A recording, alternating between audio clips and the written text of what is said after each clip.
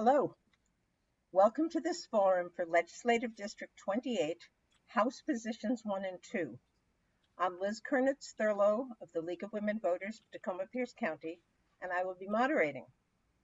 On behalf of the League of Women Voters and our co-sponsors, thank you to our candidates and to those who listen and watch. These candidates are running in the primary for State House Positions 1 and 2 in the 28th Legislative District, which covers Fircrest, University Place, Steilacoom, and DuPont, as well as parts of Tacoma and Lakewood. The term is 2 years. The primary election is August 2nd. You should receive your ballot around July 15th, and the top 2 vote getters in each race will advance to the general election, which is on November 8th. The League of Women Voters of Tacoma-Pierce County wishes to acknowledge that we live on the ancestral lands of the Coast Salish peoples, surrounded by their traditional waters in the shadow of Mount Tahoma. We actively seek inclusive and respectful partnerships that honor Indigenous cultures, histories, identities, and current realities. The questions for this forum have been prepared by members of the League of Women Voters of Tacoma-Pierce County and our sponsoring organizations. We have also received some questions ahead of time from interested parties. Moderators and timekeepers are provided by the League of Women Voters, and if you wish to submit a question, please text it to 253-948-6029. I'll try to remember to show that again. The League of Women Voters is a nonpartisan organization supporting voting rights and information for 102 years. Candidate forums are one way we do this. Anyone 16 years old or older can be a member of the League, and for more information, go to www.lwvtpc.org. I'll be showing that one again. If you're not yet registered to vote, you can go to www.votewa.gov to register and get all sorts of election information. You can also register at the elections office through Election Day.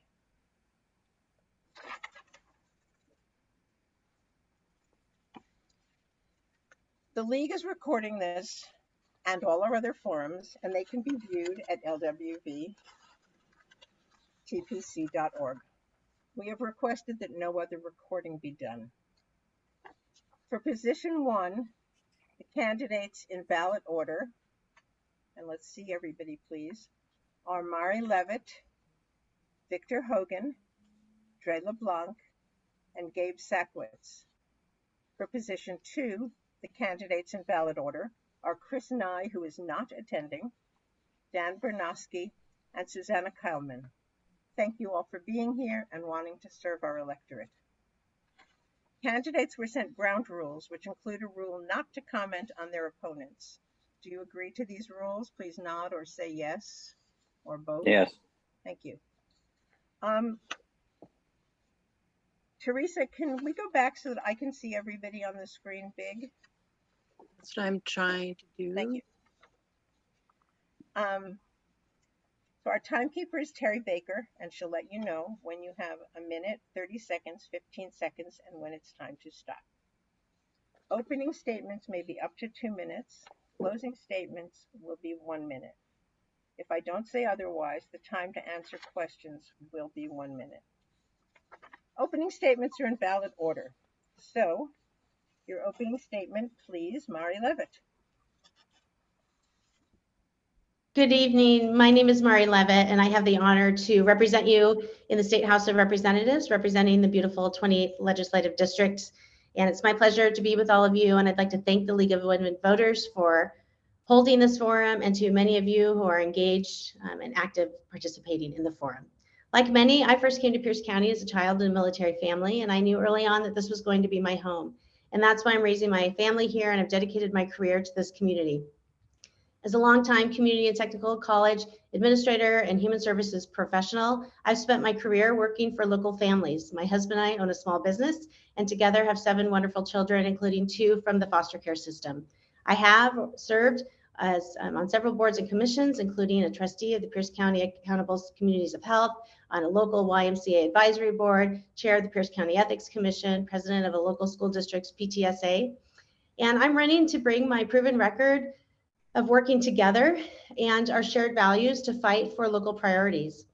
And that includes making sure that we have safe, strong, and supportive communities, from investing in our law enforcement and training, making sure we have dedicated funding for behavioral health and addictive services, and also ensuring that we are taking care and providing resources to crime victims and survivors.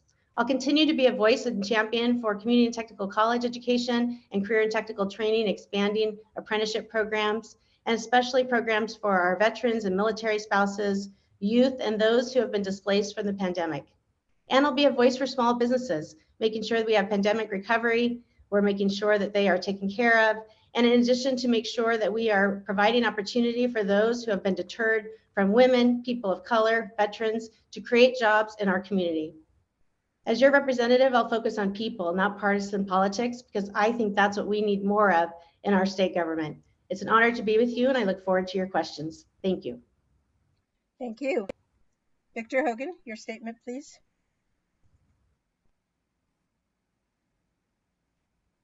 Oh, yes. I'm married to active duty Lieutenant Colonel Jasmine Hogan. We have 2 sons, ages 14 and 10 years old. I currently serve on the Steilacoom School Board and also serve on the Board of Trustees for Stillman College. My professional background, I'm a former UPS store owner. I'm a real estate investor with assets in 3 states. And the reason I'm running is to create opportunities for small business owners, also to make crime, make our streets safer by reducing crime and refunding our police officers and removing those bad crime bills that were passed that defunded police. Also, creating community programs to build relationships for police officers in the community, to help police officers build relationships in our communities and focus on more policing community initiatives. And also with regards to communities of color, in November 2020, I had a Zoom college fair to invest $250,000 in marginalized communities in the state of Washington. These were personal investments, also from investments from historically Black colleges and universities, whom I'm a proud graduate of. And so the reason also I'm running is to spend the gas tax and deal with inflation. Thank you. Thank you. Trey LeBlanc. Yeah, thank you. Yeah, I'm a retired JAG officer. I am originally from this area in the Northwest in general, sometimes Oregon, sometimes Washington. But we've called this area home since the mid-2000s. And the reason I'm running is coming back and forth from overseas tours. This time when we got back, it was just, I was shocked and amazed about how unsafe our streets are. So that's, you know, before we can do anything else, we have to return our streets to some sort of normalcy. So I would immediately fund the police, get more cops on the street, of course, with this proper supervision and training that they need to be successful in our communities, where even, you know, there is some mistrust there, that we can repair that and move forward as a community. And obviously the cost of living has been an issue around here with inflation. Has been an issue everywhere. And what I would say is that we find ways in the budget to return money to pockets to citizens' bank accounts, either through the gas tax or other property tax cuts, whatever we can do to ease the pain on the, you know, constituents of the 28th district are feeling. And I have 2 kids in high school here at Steilacoom, and I'd like to invest in youth programs, in community activities for youth, to maybe try to keep them off the streets so they don't turn into someone with contact with the police. And there are plenty of examples from communities I've lived in the past with my military travels that we could implement here, either through school or through the city or county governments, to keep our kids busy and off the streets. and work towards something larger than themselves. Thank you. Can you yes, see, yes, ma'am. can you see Terry's signs? No. Oh, okay. Well, then when you don't Sorry. stop the time, I'll just remind you. Okay. Yeah, Gabe thank you. Sackwitz, who I don't see on my screen. Hello, everyone. My name is Gabe Sackwitz, and I am a teacher, a volunteer firefighter, a former deputy sheriff, and a combat veteran of the United States Marine Corps. I currently have a master's degree in human behavior and a bachelor's degree in mathematics. And I am running because everyone is seeing the decay of our communities into lawlessness. And we are seeing the open drug scenes and the mentally ill just camping out on the streets. And this is unacceptable. We need to have leaders that want to take on this challenge and not politicians that are looking to protect their careers or build their legacy. And I want everybody to know that I want to take on this challenge. That is my life, is just one challenge after another. I say, bring on those challenges and let's do this. So vote for Gabe Sackwitz. And that's why I want to run for state representative. Thank you. Thank you. Those 4 candidates are running for position 1. Now we have 2 of the candidates for position 2. Dan Bernowski, your opening statement, please. Well, thank you. Good evening, and thank you to the League of Women Voters for setting up this candidate forum. It's a real honor and pleasure to be here. I am State Representative Dan Bernowski, and I have the honor and privilege of serving the 28th Legislative District. I am from Pierce County. I was born here. I was raised here, and I've lived here my entire adult life. And for the past 21 years, I've worked as a firefighter, EMT, and first responder on the front lines of COVID, on the front lines of public safety. And I continue in that spirit of service in the state legislature, where I get things done on behalf of the people of this district, on behalf of the state. You know, I'm really proud of my record of working across the aisle with my colleagues on the Democratic side and the Republican side to make sure that the people of the state of Washington are best served. I'm on the Healthcare and Wellness Committee, the Labor and Workplace Standards Committee, Transportation Committee. And where really my focus on all 3 of those committees is to make sure that people have a safe work environment, make sure that we continue to bring down costs for things like healthcare, make sure that we continue to keep investments in local infrastructure, to make sure that we preserve and maintain the existing infrastructure that we have. You know, it's been a real honor and privilege to serve the 28th Legislative District, but I got to tell you, you know, this job is extremely difficult. Difficult in a way that you need to put real thoughtfulness and timefulness into policy and working collaboratively with people, no matter where they come from, or no matter what they believe. And it's been, it's been a real reward, and it's been a real honor to work in that collaborative fashion, to do things on behalf of the people of our state. I will be on your ballot this upcoming election cycle, and I'd be honored to have your vote. And I just want to say thank you again for the opportunity to be here tonight and speak to everyone in the district. Thanks. Thank you. Susanna Kalman. Thank you. First, I'd like to thank the League of Women Voters and sponsors for hosting this forum. I know many of you are watching from home as well. My name is Susanna Kyleman, and I'm running for state representative in the 28th District, position 2. As the daughter of a veteran and Korean immigrant, veteran myself, and former military spouse, I understand adversity and the challenges most of us are facing. I also grew up in Lakewood on welfare in a high crime area in low income housing. My sisters and I watched our mom overcome racism and sexism to get us out of the system. The harder my mom worked, the better our lives became. And after high school, I joined the Air Force as a medic and volunteered for 2 deployments. Because of that, I have an MBA in healthcare management and a master's in political science that's led to over 22 years as a healthcare professional in the public and private sectors within the US and abroad. The main goal is always to protect patients and protect their treatment options. I'm also a proud executive board member for the Seattle chapter of Women in Bioscience, which advocates for equity amongst women in the life sciences field, and serve as an advocate for women veterans. We are all feeling the pain at the grocery store when we're pumping gas, and we are all in fear of our own personal safety. The past 2 years has brought about mandates and narratives causing us to lose our voice and freedoms. I am a constitutional candidate and believe in limited government. If elected, I will ensure that power is people first, specifically with affordability and safety. My family and I have overcome so much adversity, and that experience will allow me to work towards better opportunities and outcomes for all through collaboration and relationships. Thank you. Thank you. Thank you all. Now we move to questions. And a reminder, if you have a question, we have a lot of questions, but if you have a question that you want to ask, please text it to that number. Thank you. So the order of answering will rotate with each question, and I will turn it around in the middle, so backwards, and closing statements will be in reverse ballot order. All candidates will be asked all of the same questions, and all have the same amount of time in which to answer. If you agree with what has been said, you can just tell us that and not have to say more, and then we'll have time for more questions.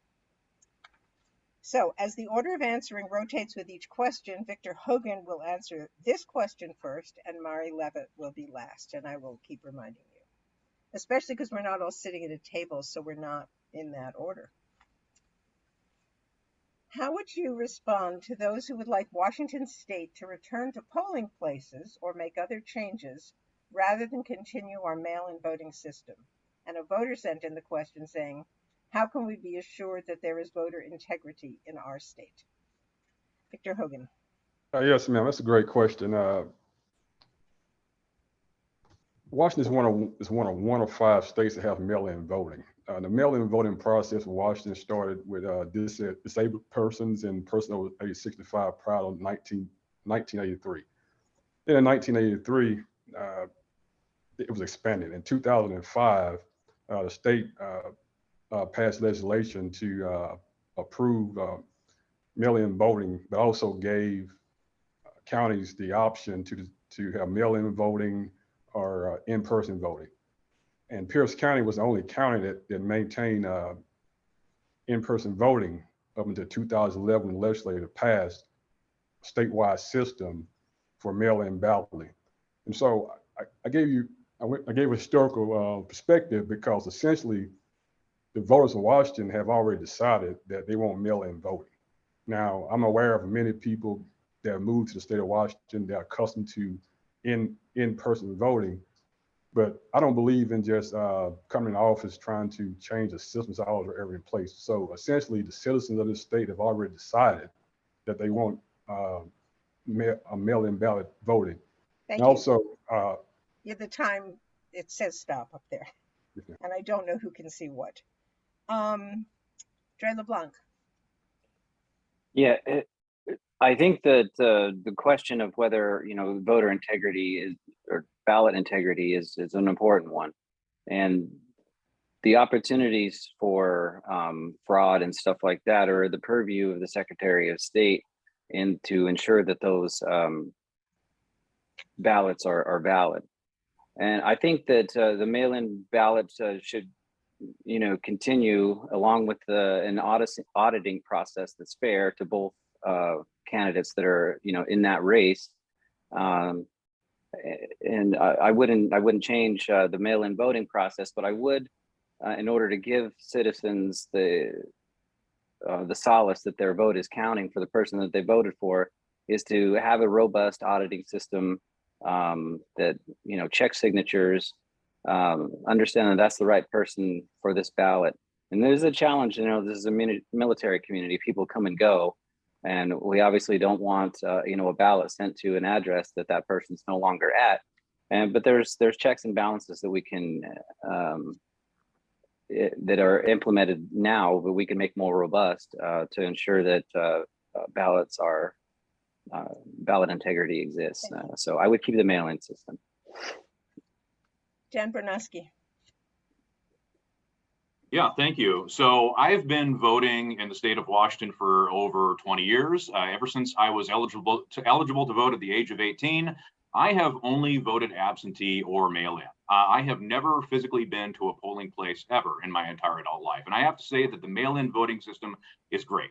It's great for accountability. It's great for accessibility. There's just no better way for someone who otherwise wouldn't have the ability to vote to do so, whether it's someone with mobility issues, someone with disabilities, or somebody that's overseas, to include our active duty military folks that vote from overseas. There's just no other way to vote for them. And it's secure. It's when you use a drop box or you use the post office, it's locked. There are 2 elections employees that collect all the ballots.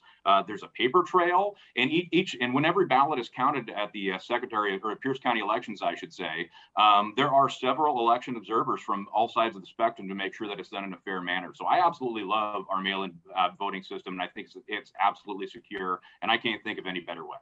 Thank you. I'm just going to say that I am one of the observers in Pierce County elections, and we're all very, very impressed when we're there. Susanna Kalman. Thank you.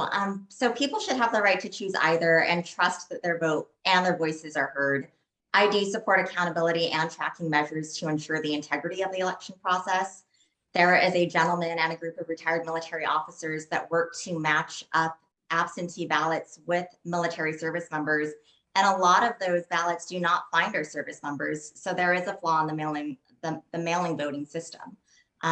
Those are the very people that are fighting for our freedom, and they should be prioritized, especially when it comes to them being deployed or stationed overseas. So we do have flaws in the election process. So as long as there's accountability and tracking measures to ensure the integrity of that, I definitely support a hybrid model. This is exactly why our state auditor race is probably one of the most important races. Thank you. Thank you. Mari Levitt.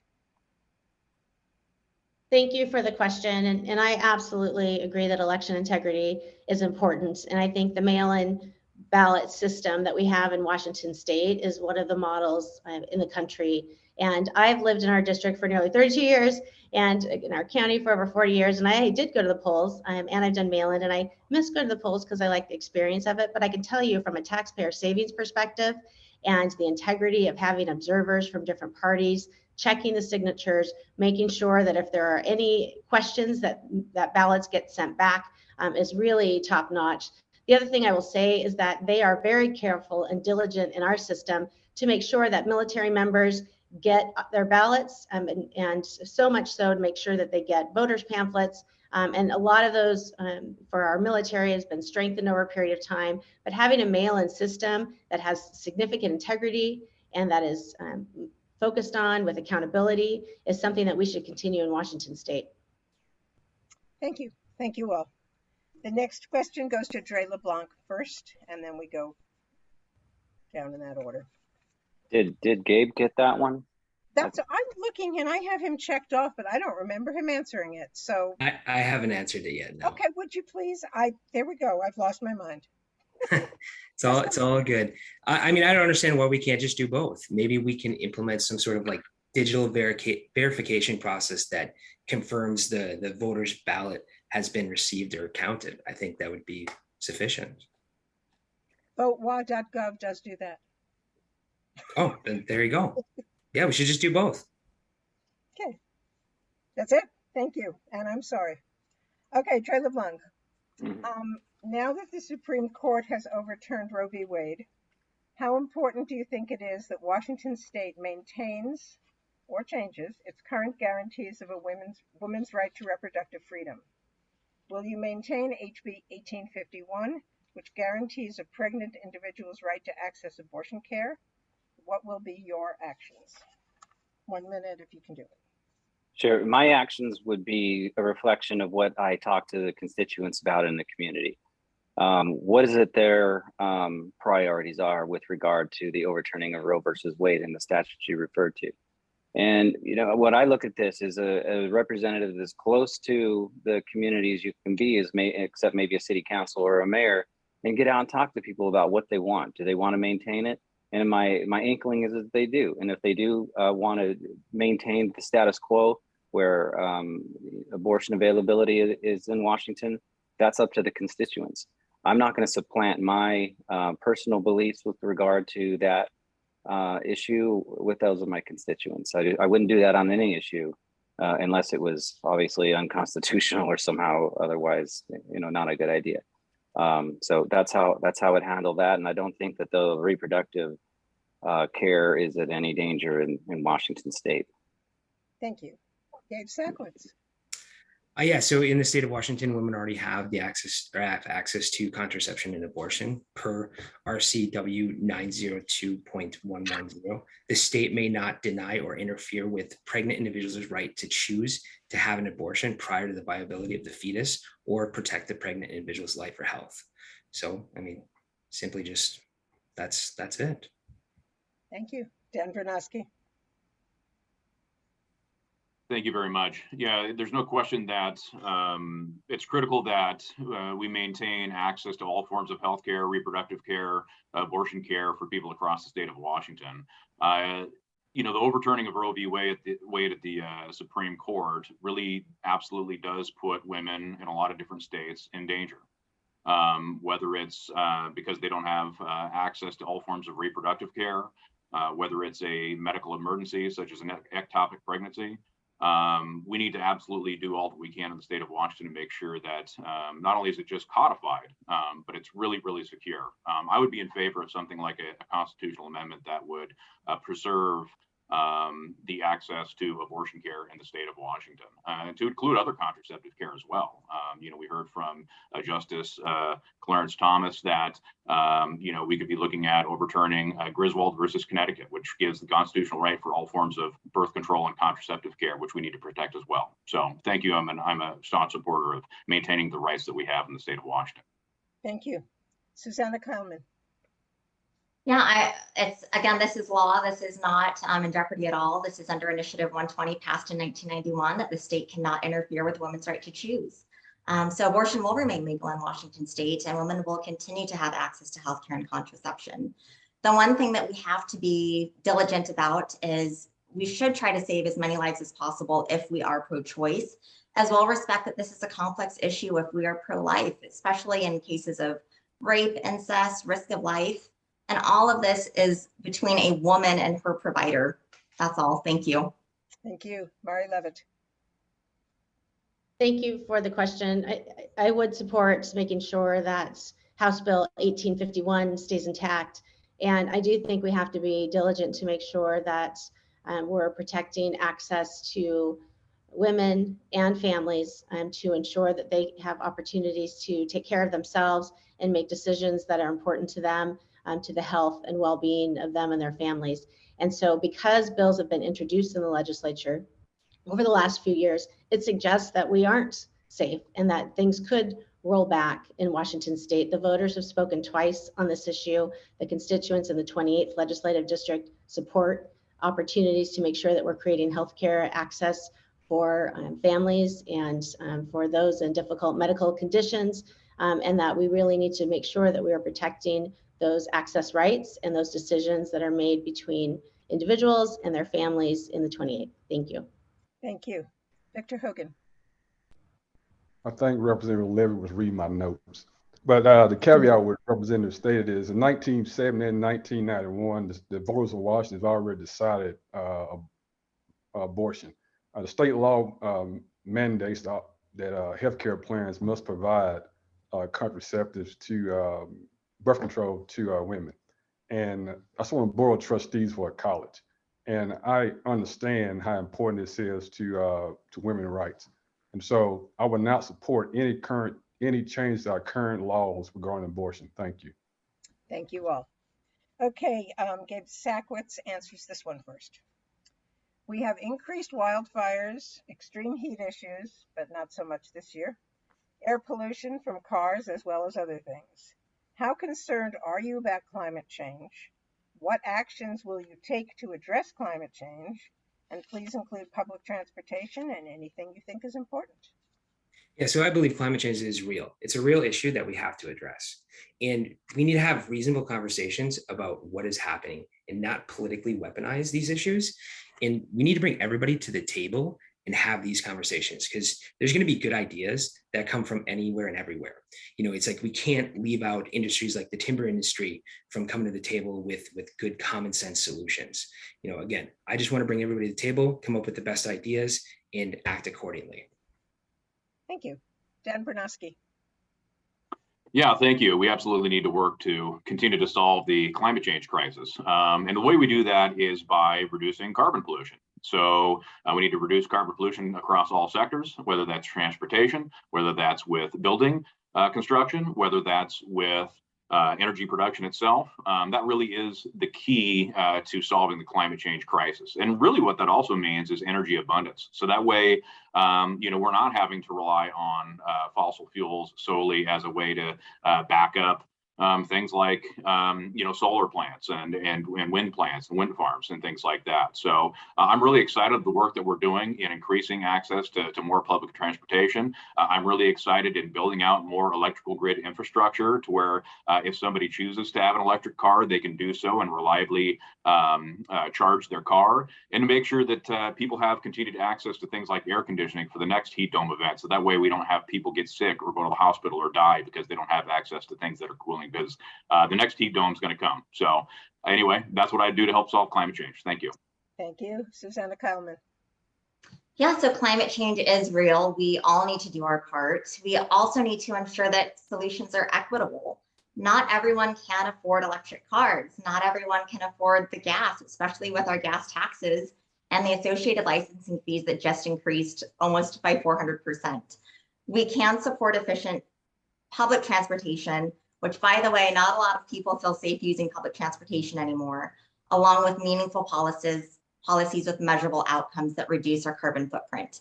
Penalizing industries, the businesses that employ the citizens within our district and our state to serve as a revenue source is not effective and hurts our communities, because the communities receive the pass-through cost. I will continue to support current policies that address climate change and work with environmentalists, local and state leadership, constituents, just like Gabe said, bring everyone to the table to preserve our habitat and prevent further damage to our beautiful state. Thank you. Thank you. Mary Levitt. Thank you for the question. I'm very concerned about all of the items that you mentioned, from wildfire, increasing wildfires to poor air quality across our state, to make it to severe climate events and incidents from heating to cooling. And I was very concerned that happened in our district last summer. And we haven't had it this summer, but that doesn't mean that it's not going to come. When we had several residents who didn't have an opportunity to get out of the heat. And some died in our state, many died in our state. And so I'm very concerned about the impact, from salmon restoration to making sure that we are getting rid of emissions in our landfills, to ensuring that we are providing infrastructure as we build public buildings, that we're doing green buildings, to make sure that we're taking a look at that, to our appliances, to making sure that we're doing that, and preserving every opportunity we can to create opportunities for our salmon to survive and thrive as part of those efforts. But it takes quite a bit of effort across a continuum to make sure that we're protecting, and the social determinants of health bear that out. Thank you. Thank you. Victor Hogan. Yes, in May 2021, the current governor of Washington signed the Climate Commitment Act. And personally, I don't think the act didn't go far enough. For example, 80% of carbon emissions are not from vehicles, they're from buildings. And so we need both. We need infrastructure for more fuel efficient vehicles, to include electric vehicles. As a former UPS store owner, I used to purchase a lot of carbon footprints in the UPS store business. And so as UPS invests a lot of money in fuel efficient vehicles. And so we need more infrastructure, and we need to invest more in assisting home builders and commercial builders in more LEED buildings, infrastructure. And so that's the big step to dealing with climate change. And also with the NAACP, climate change is something huge in marginalized communities also, because we have people living in unsafe buildings. And so this is to extent a humanitarian issue also, and dealing with certain things in certain marginalized communities. Thank you. Thank you. Trey LeBlanc.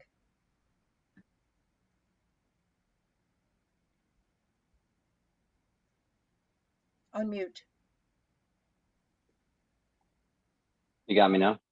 Yes. Okay.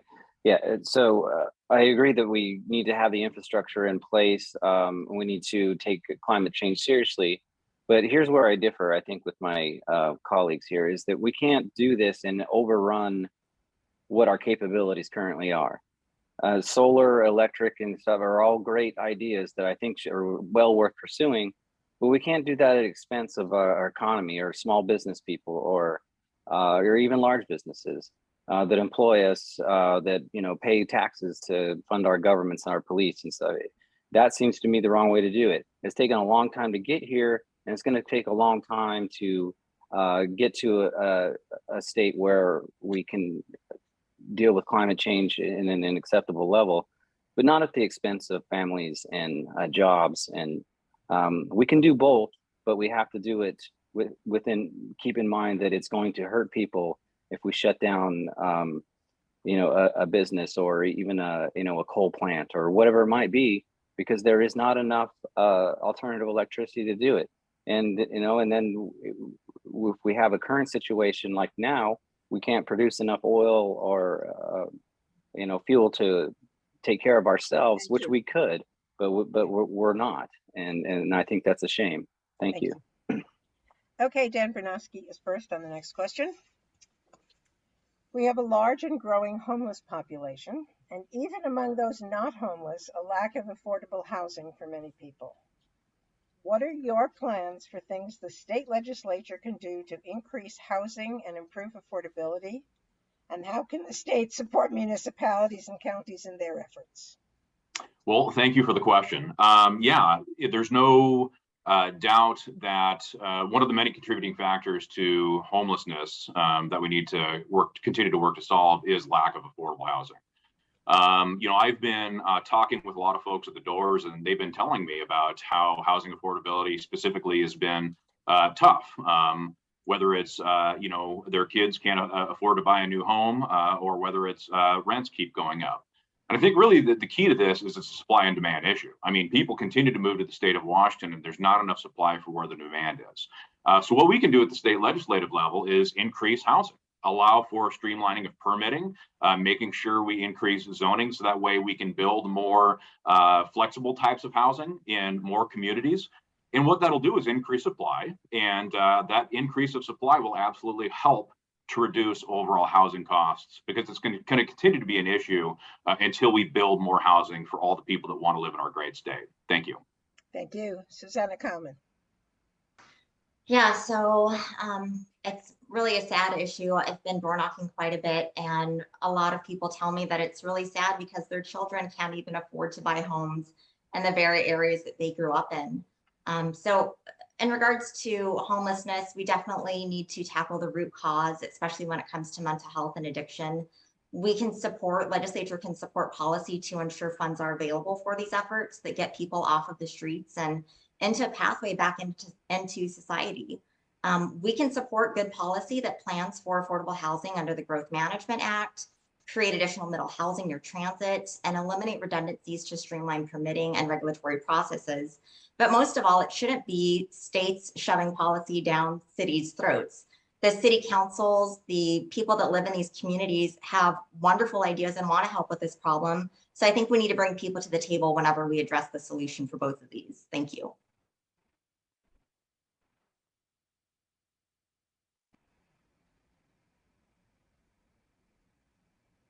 You're muted. I'm finished.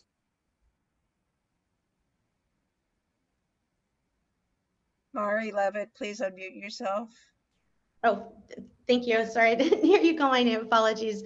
I think there are several things that the state can and must do. One of them is providing self-help developers with tax incentives to provide additional housing in neighborhoods like Tacoma or like Lakewood or like other areas in Pierce County, including tax exemptions on the REIT. I think we can continue to provide incentives for local jurisdictions to get dollars to assist with growth management plans and to assist with housing development so that infrastructure dollars are supported and subsidized, working in partnership with our cities and the state, because infrastructure dollars are the most expensive, and those who are first in bear the brunt. So making sure we have affordable housing, we have to adjust and take a look at those tax incentives.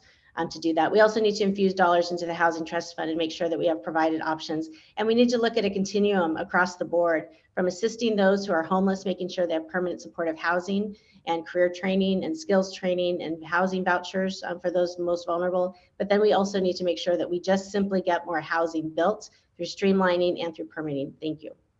Thank you. Victor Hogan. Oh, yes. First of all, I want to state everything Dan said, his remarks was correct, but I want to take it a step further.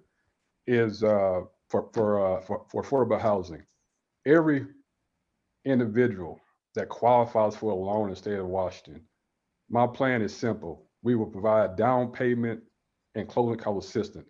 This same program is currently been passed by the House and Congress, is on the Senate's desk right now for passage. When it comes to homelessness, the first step we have to do is we must ban overnight stays for our homeless neighbors. And I don't like saying homelessness. I like stating neighbors with housing instability. The mayor of New York City just banned homeless encampments. A lot of cities in the United States past 10, 11 p.m. at night, all individuals without stable housing must go into homeless shelters. It is inhumane to have our American citizens living on the streets every night. That's totally inhumane. And so this is my very broad program in 1 minute laying out. And also we have abandoning K through 12 and it already says stop, but the next question is going to be on homelessness, so don't worry about it. Dre LeBlanc. Yeah, can you just say the question again real quick, if you don't mind? Sure. We have a large and growing homeless population, and even among those not homeless, a lack of affordable housing for many people. What are your plans for things the state legislature can do to increase housing and improve affordability? How can the state support municipalities and counties in their efforts? Okay. Yeah. Someone mentioned incentives, and I think that's the biggest issue, is that we need more housing. And how do you do that? You incentivize people, builders, investors, to build affordable housing in areas that where people need it. But I have to, and the market forces will work itself out, but there are things we can do in the meantime to mitigate it, such as that. But what the biggest issue for me with regard to homelessness and is that, if you can't afford to pay rent in this area, people say, well, go somewhere else. Well, that's not the problem, and that's not the solution. The problem is we know there's a gigantic addiction issue in not only this area, but the West Coast in general, with regard to synthetic opiates and other mental health issues. And those people need help, and that's who we need to focus on immediately. Because like Victor said, it's cruel and unusual to let those people be on the streets. Gabe Sackwitz. Yeah, so first we need to differentiate between, someone who's going through hardship and the open drug scene, the mentally ill camping out on the street. There are different solutions to each problem. And regarding affordable housing, this is a tough and complex problem. In theory, if there is more supply than there is demand, prices are supposed to go down. That's not always the case. As of now, Washington is not affordable. And a large part of that is due to the lack of balance in Olympia. We need to elect people who will create room for growing industries such as affordable housing to flourish, not hinder with more taxes and regulations. Thank you. Thank you. Thank you all. And many of you mentioned homelessness or the unhoused, as did I. And Susanna Kyleman is first, and she's the first one who brought it up, so you get to talk more. The other half of that, other than housing affordability, is how should and can we be dealing with the unhoused population? What kinds of support services would you like to see, and what will you do to help get them? Thank you for the question. Can you repeat the second part of that? What kinds of support services would you like to see, and what will you do to help get them? Thank you. So for the unhoused, it's wrong of us if we just make laws that say being homeless is illegal and we don't have other options for them. So again, as I mentioned before, we definitely need to make sure that funding is available The Tacoma Rescue Mission does a great job. They're always expanding, but it costs funds to get them. And we need more organizations like the Tacoma Rescue Mission so that when we're taking people off of the streets, whether their situation is temporary or permanent, that we at least have a safer alternate for them to be at. And depending on their situation, then that can determine the pathway forward. It really shouldn't be something where we have a process and they need to mold into the process for success. A lot of these people know exactly what they need, and we just need to have conversations with these people in need so that we can understand their individual circumstance and remove any barriers that are preventing them from being productive citizens. If their issue is drug addiction, then let's get them help for drug addiction. If their issue is something else, if it's depression, let's get them help for that core issue. But we can't do these Band-Aid solutions anymore. It's not fair to the homeless population. It's not fair to our drug addicts. It's not fair to our taxpayers that are funding these solutions. Thank you. We do need accountability and transparency. Thank you. The stop is up. Can anybody see when she's can see the little signs that Terry's holding? I No, didn't. can. Apologies. It's okay because everybody seems to be having a hard time. Okay, where were we? Mari Levitt. Thank you for the question. And there are several things we need to do. And I mentioned earlier about affordable housing being on a continuum, and addressing homelessness needs to be as well. Making sure that our students in community and technical colleges and higher ed institutions have access to support services who are homeless.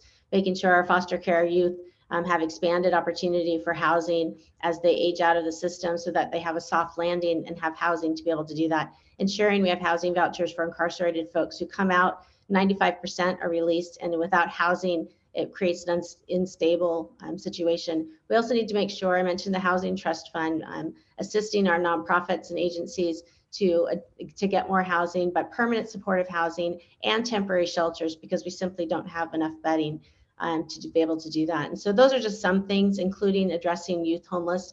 And our LGBTQ youth in particular are more likely to be homeless, and we need to make sure that we have wraparound services for those youth to boost them up. And so those are just some items that we can do, but in addition to making sure that we have wraparound services for all populations, such as Apple Health Home. Thank you. Thank you. Victor Hogan. Yes, ma'am. Actually, part of my history is I was homeless and I didn't have housing stability when I was 18 and 19 years old. So I personally understand, that's why I refer to now as homeless, but neighbors with housing instability. And if you look at what the Democratic mayor did in New York City, when he forced the homeless, the neighbors with housing instability in New York City, he forced them into shelters. So we have to get them off the streets, and sometimes it must be a forcing function. We have abandoned K through 12 campuses in the state of Washington, just sitting there. Those can be raised and turned into housing for our neighbors. We have the funds to do it. And I want a 7-year program to go in these housing, we get them treatment service where everything is embedded. And also, we talked about law enforcement. Forcing law enforcement to have relationships with mental health facilities. So when they arrest individuals, whether they're homeless or not, they take them to a mental health facility versus to a prison facility. And so I know it's 1 million, it's very broad. And so we have the resources in this state to tackle this issue. Not a problem, just an issue. Okay. Thank you. Thank you. Andre LeBlanc. Dre. Thank you. Yeah, to me, this issue comes down to two things: healthcare access and policing. If a lot of these people are surviving on the streets by committing petty crimes, whether it's breaking into vehicles or shoplifting or whatever it is, if they are able to do that, it's possible that they would accept help, especially if they're arrested, that they accept help once they get into jail. But we have to give the police the opportunity to deal with these people, because we can't just let them sit there out on the streets. And who do we have currently at our disposal? Is first responders. The police need to be empowered to take them off the streets, get them into whether it's the jail or a mental health facility, and get them into treatment. Because I am convinced that this is largely a drug problem.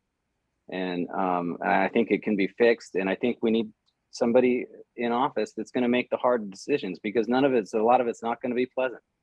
You know, some of these people don't want help. They want to live on the streets, and it can't be tolerated. And I'm willing to make the hard decisions to make it better, make our community safe, and get these people the care that they need. You know, this is my home, my family's home, and I refuse to let it atrophy. Thank you. Gabe Sackwitz, please. Yes, so this is not a problem that's just one problem that has one solution.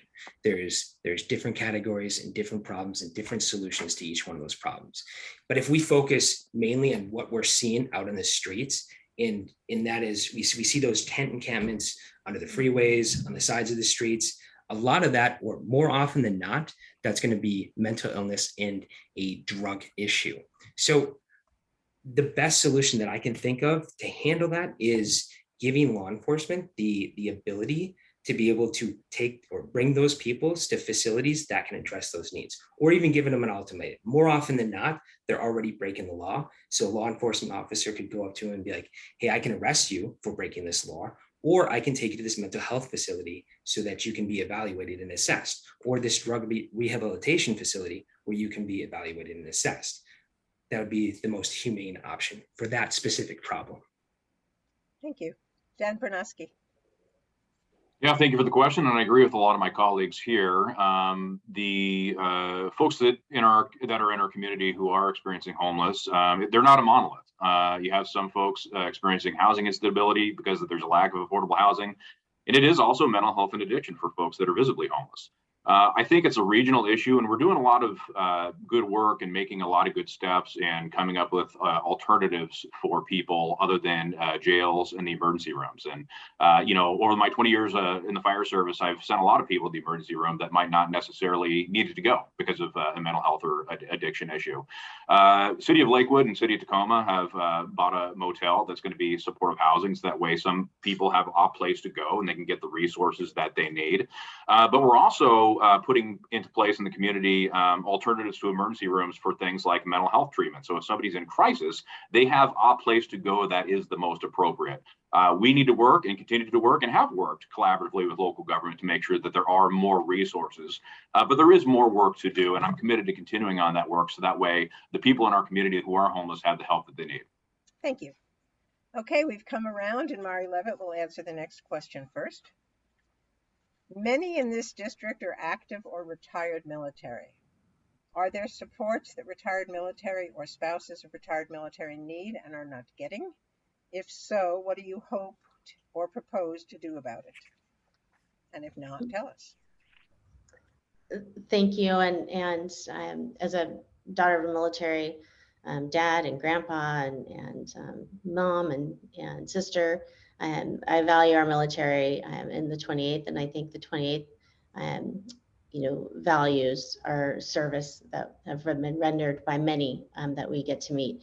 So I think what we can do more on in the legislature, and that we've started to work on, is ensuring that we're providing for veteran suicide and prevention. The rates of suicide for our military members is 52% higher than the average population, which is very concerning for our military families and veteran individuals. And so I think we need to continue a robust program for our military prevention of suicide. And we passed a bill last year, and that will be continuing to get out to communities. I think we need to assist our military families as they get to work, in particular our military spouses, and making sure that we remove red tape and occupational licensing and get them and provide them opportunities to get to work in fields that they are trained for, and soon. Thank you. Victor Hogan. Yes, ma'am. As a medically retired military officer, I was injured in combat with a traumatic brain injury with a host of other injuries. One thing, I was about a week or two ago, I was bedridden for a week. I couldn't walk. And I noticed that we don't have a transit system for veterans to get it, say, to American Lake VA Hospital. And so I know it sounds very simple, but one of the things I would like to see is transportation for disabled veterans. And also, Representative Levitt, I agree with everything you said. And also thank you for your service to the 20th district also. But that's one of the things things I would like to see is transportation for veterans, say in DuPont and Stillicom and all the communities in the 28th district, just transportations for disabled veterans with severe disabilities. Thank you. Dre LeBlanc. Yeah, thank you. Yeah, this is an issue that's near and dear to my heart as well. Being a combat veteran, I understand, exactly, what these people have gone through the last 20 years. And there's no more important issue to me than the well-being of our military people. And I think the biggest issue that I personally face, and I think most veterans face, is access to quality healthcare. And the VA does what they can. They really do, but they just don't have the resources. I mean, the wait lists are months and months and months. And if you're talking about somebody that's in crisis or that is struggling, health-wise in some other way, they could easily fall through the cracks. And I think it does happen. And it's really sad. And I think that there's a way that we can work cooperatively between Washington State and the military, particularly Fort Lewis, to not only find these veterans, but outreach to them and help them through the process. But the VA's process and the Washington State healthcare system really needs to be streamlined for these people, because it's the wait, to wait 6 months to see a provider is not healthcare. And I think that's the biggest issue I would work on. Thank you. Dan Bernowski, please. I've heard a lot of great ideas on this panel on this issue. As someone who's prior service myself, my spouse is prior service, my grandparents are all former prior service military. And so I really have a soft spot in my heart for everybody in the district that's prior service or continues to serve.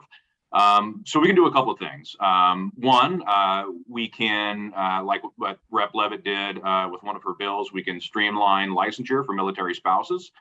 So that way they have some gainful employment when they do get stationed here. And then the other thing, I think, is something we talked about a little bit earlier, and that's affordable housing and amount of housing.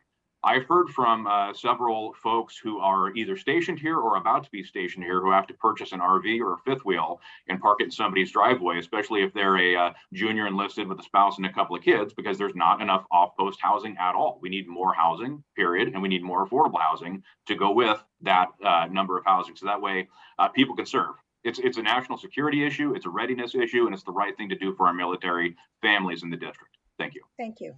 Susanna Kyleman.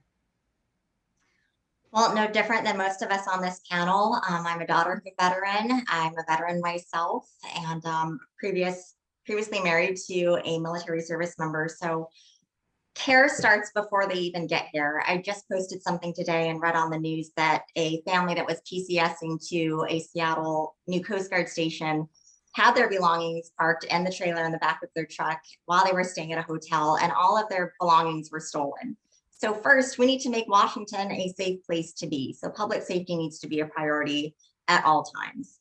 When they end process to the base, that end processing should also include their local city for the family members, for their spouses. I love the fact that Mari Levitt did those bills for military spouses. That's huge. If we could expand that to all states and coordinate with all states, because we all know that every 2 to 3 years you get orders to move. And so it might be easy for Washington State, but what about when they leave Washington State? Let's do our best to help them transition. And as far as military service members getting out of the system, I was a medic. I saw the process from time of injury to a service member getting medically evaluated out. The whole process needs to change. We need to take care of them immensely and expand our healthcare services to private them. And don't go anywhere, because we're reversing the order. So Susanna Kyleman will answer the next question first, and then we'll go backwards. Washington has the most regressive tax system in the nation. We bring this up every couple of years. We have very high sales taxes, very high property taxes. We do not have an income tax, which would ease the disproportionate tax burden on lower income residents. Will you try to change our tax system? If so, how? If not, why not? You can do that in a minute, right? Yes, I will try. So yes, each city in the 28th district does have a higher state and local sales tax than the national average. So that definitely needs to be reduced. We had a surplus, we have a surplus. There's no reason why that can't be done. There's an initiative that's working to basically not count your first $250,000 for property taxes. So that would help a lot of our homeowners. I do not support any kind of state income tax, especially when it comes to the long-term care bill. I will not support that. There's other things that we can do for that as well. Thank you. Dan Bernowski. Yeah, thank you for the question. And, I'm supportive of whatever policy tax related that's going to make things more fair for everybody across the state. I'll point out a couple of things that we've done in the legislature over the past few years. One, namely, is the Working Families Tax Credit. The Working Families Tax Credit provides a rebate for lower income families who are disproportionately affected by sales tax. And it makes a lot of sense, right? I mean, a family can only buy, a dishwasher. Well, Jeff Bezos, he only needs one dishwasher as well. And he's paying the exact same amount of money in sales tax as your low income family. So we're working really to address those issues of regressivity of the taxing system in the state of Washington. Ultimately, it comes down to we want to make it more fair.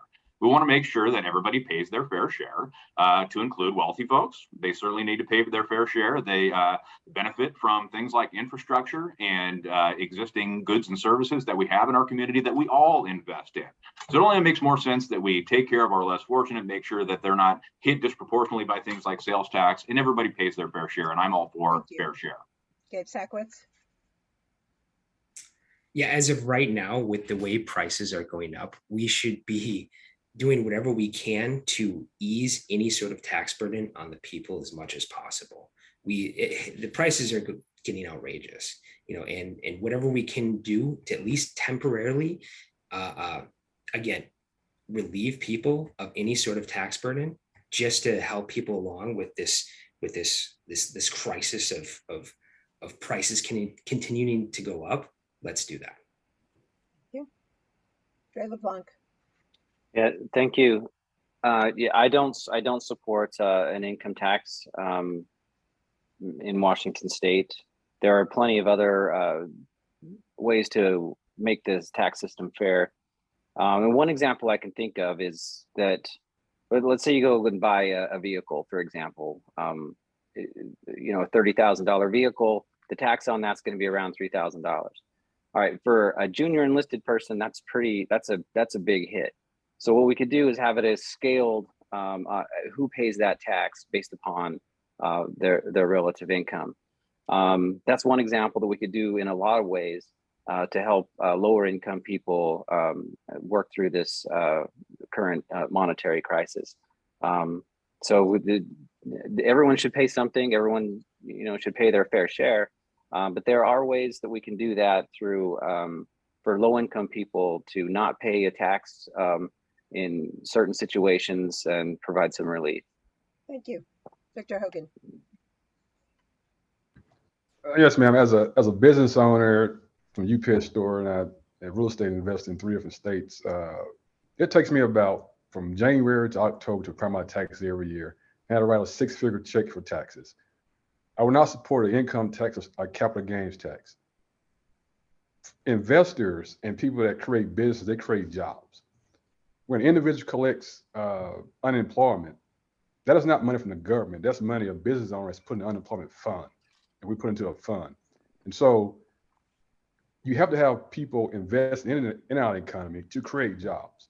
So anytime I hear the comments about making taxes fair, that's really a moot point. You need folks creating jobs, and our tax system is designed for individuals to create jobs. And those individuals that create jobs, we pay a huge tax burden every year. For the state of Washington, IRS, and I'm paying taxes in 4 different states. And so you must have people investing to create jobs. Time is up. Mari Levitt.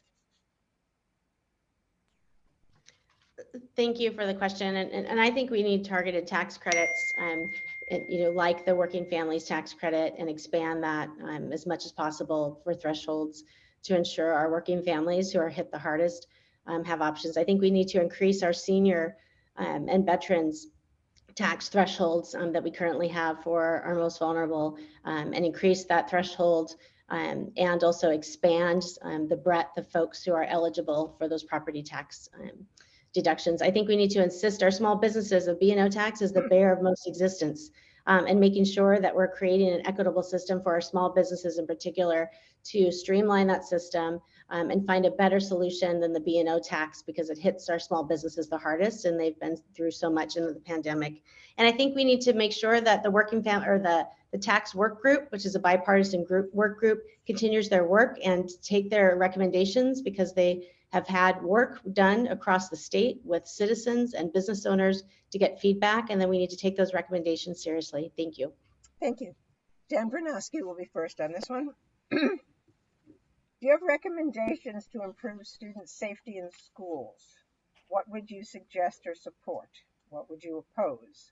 And the question from a resident is, what is your position on gun rights? And it might be appropriate to include this in your answer. Okay. So safety in schools is absolutely paramount. You know, I hear from a lot of people who are concerned parents at the doors for the safety of their children. You know, there's no question that tragedies like what happened in Uvalde, Texas, and the 4th of July mass shooting outside of Chicago really resonates with people. They're very fearful that they're going to be victims of violence, and specifically gun violence. So when it comes to schools, obviously we need to make sure that people who should not have access to firearms do not have access to firearms. We already have community resource officers, school resource officers in local schools that are able to help in a crisis, that are able to help maintain school safety. So it's a combination of those things. And then when you ask the final thing about gun rights, you know, I'm fine with folks, law-abiding citizens, having firearms. I'm fine with people who are completely of sound mind, who are completely reasonable to continue to have the firearms that they have. You know, really the key is making sure that people who are a danger to themselves and a danger to others don't have easy access to those firearms, because we see the tragic results. You know, I mentioned Uvalde, I mentioned you know, the shooting at 4th of July outside of Chicago. You know, it's something that's uniquely American and uniquely tragic for our society that we need to absolutely continue to work on in partnership with everyone, law enforcement, law-abiding gun owners, to make sure that we maintain that balance between gun ownership and gun safety and freedom from gun violence that's been striking at the hearts of so many communities across the United States. Thank you. Thank you. Gabe Sackwitz, please. Yeah, so one thing I've thought about is we could simply just, as a teacher myself, you know, I just would need to be deputized in the county that I'm in, and I could be a school resource officer on scene. And at the same time, that would actually save money, because right now, as it stands with the schools, they have to pay additional money to have that school resource officer. So what we could do to save money and also provide more protection in the school is simply just deputize teachers. Or not all teachers, but, you know, any teacher that wants to be deputized. Troy LeBlanc, please. Yeah, thank you.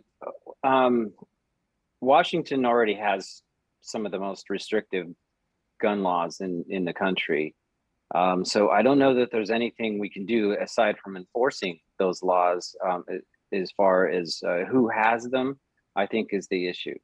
And when we look at the cases that have happened in other parts of the country, it's inevitably a person that was mental health challenged. So I think, you know, the idea of red flag laws, which we have, but we can still strengthen and provide avenues for parents and teachers and other people to incentivize them to report people that there's nothing. We're not setting up a spy network, of course, in schools, but those are the people that deal with these kids every day. And if they understand that there's a problem, we should find a mechanism for them to report that to the authorities, so tragedies like this don't happen. But as far as I would take some of the 18, you know, the surplus from Washington State and harden our schools immediately. I mean, we can't have this happening. If this happens here, and we should have saw it coming, and we need to do it now. Time is unfortunately up. Victor Hogan, please. Yes, ma'am. I'll share on in my open remarks on the Steilacoom School Board, and I won't go into grave detail, but we have measures in place that our schools are hardening already. We have resource officers, as Dan mentioned, and we have relationships with the Steilacoom and DuPont Police Department. So we have armed law enforcement officers in our schools every morning. And also, you may see me down there at the school. So at our schools, we have a single point of entry. Security of schools is on the school board and the superintendent. That's number one. That's an issue that the school board's job is to ensure those schools are secure. And that's why our great superintendent, Dr. Kathy Waite, she's done an exceptional job in facilitating relationships with the local law enforcement officers. Sometimes we have multiple officers at our schools. And all our schools have a single point of entry to make sure all those doors are closed. And if teachers are carrying guns in schools, that means they're not doing their jobs. That's our job, to ensure our schools are secure and our kids come home every day. And I support our current gun laws, and I support the Second Amendment. Thank you. Thank you. Mary Levitt. Thank you for the question. And as a mom with 3 children in public schools, I feel this in particular. And so I think some of the things that we've done in the legislature on school safety, of infusing counselors and psychologists in the schools and making sure that we're addressing the well-beings of our students, is critical. And I'm glad that we took that, in addition to having threat assessment measures to assess when those threats are real and address those threats as we go through, and then also working with families and others and making sure that every school district has the resources to do quality threat assessment and risks from House Bill 1216. I think as it relates to gun safety, I think we need to make sure that we're not providing opportunities for folks to bring guns onto school grounds. And I'm grateful that we don't have that. In particular, we've seen instances where folks who are involved in domestic violence disputes can have that dispute on campus, and children cannot be secure. And so I think having gun safety, common sense gun safety, is critical, as well as the resources to make sure that we have the personnel for well-being. Thank you. Thank you. Susanna Kyleman, please. Yeah, so again, Washington does have some of the strictest gun laws in the United States. And the problem is that crimes are not committed by law-abiding citizens. Crime is done by criminals. And so if any type of gun reform is for criminals specifically, that's what it should be for. If anything is to prevent gun violence, I support it 100%, as long as it doesn't impose with our Second Amendment right. We need to protect that, whether it's making our Second Amendment right more difficult. We can certainly prioritize the safety of our children at schools, but really we need to prioritize safety everywhere. It's safety policies everywhere that's an issue. It's not just at schools. So yeah, we can put more officers, but if the officers are falling under the same policies, what does it matter? What does it matter if we put 10 or 50 officers at a school if their hands are tied behind their back? I definitely support resource officers at schools as well, so that they can have intimate relationships with students and identify students that are having problems and get them the care that they need to hopefully prevent gun violence. Thank you. Thank you. This will be the last question, even though I have lots more. And Gabe Sackwitz will answer it first. And it's actually a yes or no question. So you can just say yes or no, or you can have up to 30 seconds if you need it. And the question is, if elected, will you pledge to work with those across the aisle so that important things can actually get done? Yes, of course. Andre LeBlanc? Yes, absolutely. I had the opportunity to work for a retired or now passed away Senator Orrin Hatch from Utah for a couple of years, and there was nobody that was better than reaching across the aisle than he was. And I learned a lot from him. To past priorities that are important to the people of the district as a whole is my priority, and I'll work with any Democrats that have good ideas towards those goals. Thank you. Victor Hogan. All right, yes, I've worked with Democrats in the past. I was appointed to a lot of committees by Democrats as Republicans, so I have a long history of working in bipartisan situations. And thank you. Mary Levitt. Yes, and I'm proud of the fact that I've worked to bring common ground, and the work that I've done has had bipartisan support each step of the way, and I will continue to do that. Thank you. Susanna Kyleman. Yes, definitely. When I go door knocking, it's great to have great conversations with Democrats and Republicans. There's problems on both sides of the aisle, and we have to admit that first, and we have to reach across the aisle for partisan solutions. Thank you. Thank you. Dan Bernowski. Yes, I'm proud of the bipartisan work that I've done, and I'm proud to continue to work bipartisan going into the future. Thank you. Thank you all. Wonderful answers and conversations. Closing statements, as I said before, will be in reverse ballot order. So we begin with position 2, Susanna Kyleman, and you only have up to 1 minute, which none of you seems to quite understand because we're only going over a little, but go for it. And if you take Thanks. a few more seconds, the world won't end. Thanks again to the League of Women Voters and all of you that have tuned in tonight to ask your questions. I just want everyone to ask themselves, if your life is more affordable than it was just 2 years ago, are you more or less safe than it was just 2 years ago? Consider the voting records of those in office as it relates to the issues important to you, as well as the consequences of the policies that have a direct impact on affordability and safety. Inflation is surpassing wages, leading more to become homeless, suffer from mental illness, and turn to substance abuse. We have to take ownership of ourselves and each other. We can't ignore these issues anymore, and together we can ensure our most vulnerable populations have a pathway that keeps them off the streets, and we can all work together to do so. I'd be honored to have your support. Please vote Susanna Kyleman for State Representative. Thank you. Thank you. Dan Bernowski. Thank you so much. You know, for the past 2 years, I've been an effective legislator that have worked across the aisle and within my own caucus to get things done on behalf of the people of this district and behalf of the state of Washington. 95% of the bills that get passed out of Olympia are completely bipartisan, and I'm proud of that spirit of partnership and teamwork that we continue to move forward on good policy that really does benefit people across the state. And of course, on certain policies, we'll agree to disagree, and that's okay. And ultimately, that's up to the voters to decide which policy that they support the most.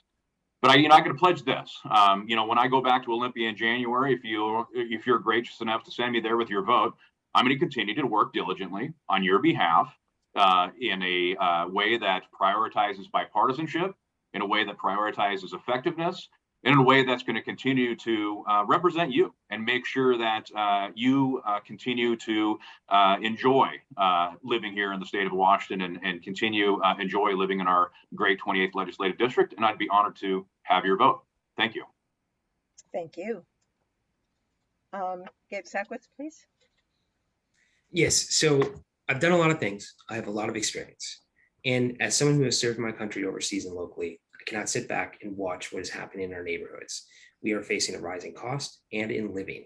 And we need leaders that want to take on these challenges, not leaders that are just looking to advance their career or build their legacy. We need leaders that want to take on these challenges, and I want to be that leader. Again, those are things that I enjoy doing. I enjoy taking on the next challenge. So vote for Gabe Sackwitz. Thank you. Dre LeBlanc. Yeah, thank you, League of Women Voters, for having us. I really appreciate this forum. Well, let me tell you this. I've been all over the world. I've been a prosecutor. I've been an attorney for over 20 years.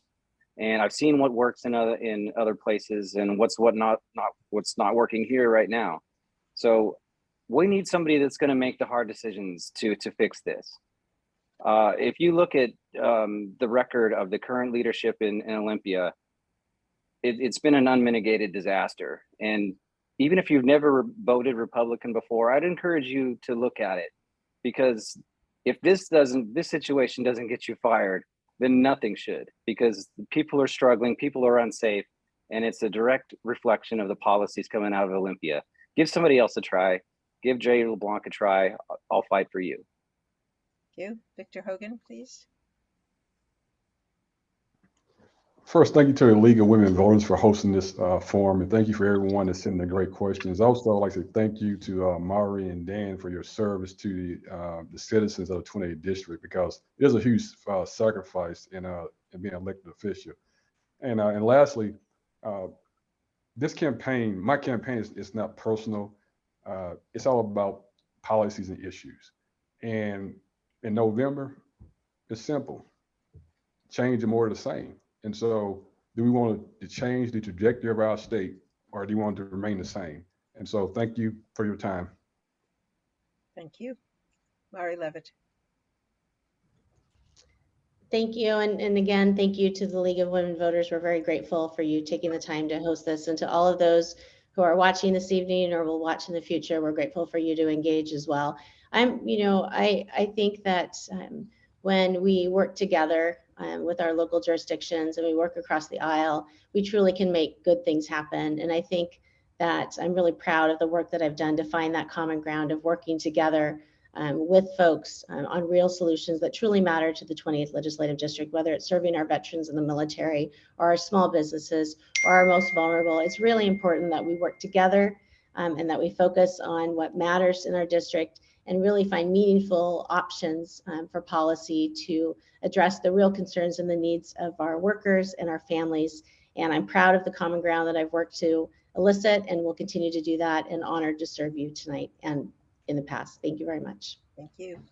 Thank you all so much for being here and answering our questions. Viewers, there are many other races which are on the primary ballot. Check on the League of Women Voters of Tacoma-Pierce County website, lwvtpc.org. There we go. To see what other forums you want to watch or to watch this one again. The candidates for Legislative District 28, Position 2, are Susanna Kyleman, Dan Bernosky, and Chris Nye, who did not attend. The candidates for LD 28, Position 1, are Gabe Sackwitz, Dre LeBlanc, Victor Hogan, and Mari Levitt. Thank you to all of the candidates who are here and talking with us, and to you for watching and asking your questions. Thanks also to our co-sponsors, the Affordable Housing Consortium, Asia Pacific Cultural Center, Grid City Co-op, Latinx Unidos of South Sound, NAACP 253, Summit Waller Community Association, the Tacoma Urban League, Vibrant Schools, and the YWCA of Pierce County. Now, don't forget to vote. Your ballot must be postmarked or in a drop box by 8 p.m. on Tuesday, August 2nd. And if you're not registered, you can go to the county elections thing or go to votewa.gov, which is also where you could check to see if your ballot has been received and where it is in the processing system. So thank you to the viewers and to all our candidates, and everybody vote on August 2nd or before then. Thank you. Thank you. Thank you so much. Thank you. You all did a great job.